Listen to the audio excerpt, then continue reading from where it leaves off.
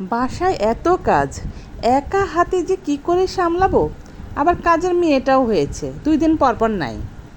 মাঝে মাঝে মনে হয় আমিই কাজের মেয়ে আর ওই হচ্ছে বাড়ির ম্যাডাম।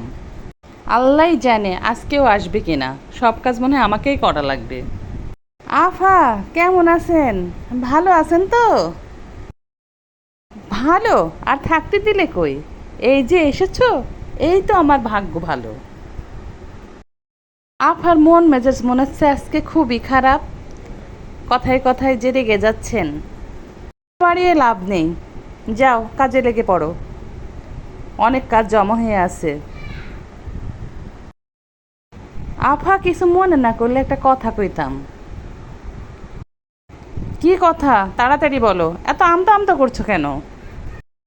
সকাল থেকে কিছু খাই নাই, কিছু খাওয়ান হইব।